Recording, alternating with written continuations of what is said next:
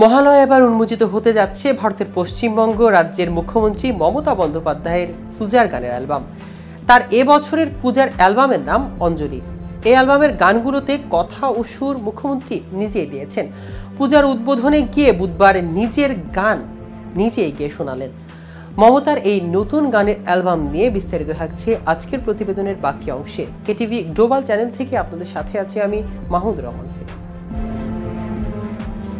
প্রতি বছর মহালয়ার দিন দলের মুখপাত্র জাগো বাংলার উৎসব সংখ্যা প্রকাশের পাশাপাশি নিজের অ্যালবাম প্রকাশ করেন তৃণমূল নেত্রী মমতা বন্দ্যোপাধ্যায়।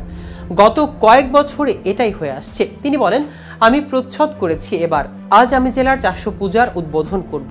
মা সবাইকে ভালো রাখুক। যারা কাউন্সিলর আছেন তারা জাগো বাংলার শারদিয়া কিনুন, অনেক তথ্য থাকে এতে, অনেক কষ্ট করে এটা হয়। আমরা 1 পয়সা বিজ্ঞাপন নেই না। অনেক বানভাসী মানুষ আছে, তাদের পাশে সাধ্যমতো থাকুন। আমরা অনেক করেছি, আমাদের দল অনেক করেছে। আমরা চুপ করে কাজ করি। আমি মনে করি চুপ করে কাজ করা উচিত, বেশি বকবক করা উচিত নয়।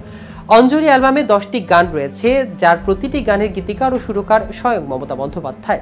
আর তার এবারের পূজার অ্যালবামে গলা মিলিয়েছেন নচিকেতা, ইন্দ্রাণী সেন, শ্রীরাধা বন্দ্যোপাধ্যায়, বাবুল সুপ্রিয়, রাঘব চট্টোপাধ্যায়, অদিতি মুন্সী, দেবজিৎ বসুর মতো গুণী শিল্পীরা।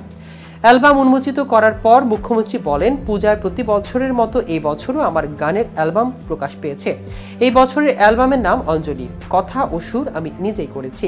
গান গেয়েছেন বাংলার গুণী শিল্পীরা। এছাড়া মুখ্যমন্ত্রী জানান, তার মোট গানের সংখ্যা ঠিক কত তা তিনি নিজে এখনো জানেন না। তবে বাকিদের সঙ্গে কথা বলে মুখ্যমন্ত্রী জানান, গানের সংখ্যা 130 ছাড়িয়ে গেছে। তার কথায় এখন মনে হয় 100 কত হবে, বলছে 130টা হয়েছে। আমি নিজেই জানি না। সরকারি গান ছাড়া সরকারের প্রতিটি প্রকল্পে আমার গান আছে। এদিকে শ্রীভূমির পূজা উদ্বোধনে ভালোবেসে নচিকেতা স্নেহ মাখা নাম ফাঁস করলেন মুখ্যমন্ত্রী মমতা বন্দ্যোপাধ্যায়। আরজিকর ইস্যুতে পথে নেমে প্রতিবাদ জানাননি নচিকেতা। সোশ্যাল মিডিয়াতেও সেভাবে প্রতিবাদের সরব হননি। এর জেরে চটিচটা কটাক্ষ করেছেন গায়কেরা। সেই নিয়ে পাল্টা জবাবও দিয়েছেন গায়ক।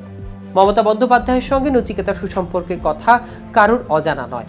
21 জুলাই মঞ্চ হোক বা কোনো রাজনৈতিক মঞ্চ হোক, দিদির ডাকে ছুটে যান নচিকেতা। মাত্র কয়েক মাস আগেই মমতা সরকার মহানায়ক সম্মাননায় ভূষিত করেছেন নচিকেতাকে। সেই নিয়ে বিতর্কের ঝড় উঠেছে। আরজিকর ইস্যুতে বেশ চাপে মমতা সরকার, ফের কর্মবিরতিতে জুনিয়র ডাক্তাররা। এর মাঝেই মহালয়ার আগের দিনই শ্রীভূমির পূজা থুরি উৎসবে উদ্বোধন করেছেন মুখ্যমন্ত্রী। একদম অন্য মেজাজ পাওয়া গেল মমতা বন্দ্যোপাধ্যায়কে। মঞ্চে তার পাশে বসেছিলেন নচিকেতা। মঞ্চে বক্তব্য রাখার সময় মুখ্যমন্ত্রী বলে ওঠে, এত অতিথি আছেন এখানে, প্রথম নামটা নচিকেতাকেই বলতে হয়। যদিও নচিকে আমি নাচি নাচি বলি, এটা আমার ভেতরকার ব্যাপার। তিনি বলেন, খুব ভালো গান গায়ও, অনেক গান গেয়েছে, জীবনে অনেক নামও করেছে। ওর মেয়েও খুব ভালো গান গায়। অনেক শুভেচ্ছা থাকলো। আমারও এবার একটা পূজার সংখ্যা ক্যাসেটে গান বের হয়েছে, শুনবেন নিশ্চয়ই।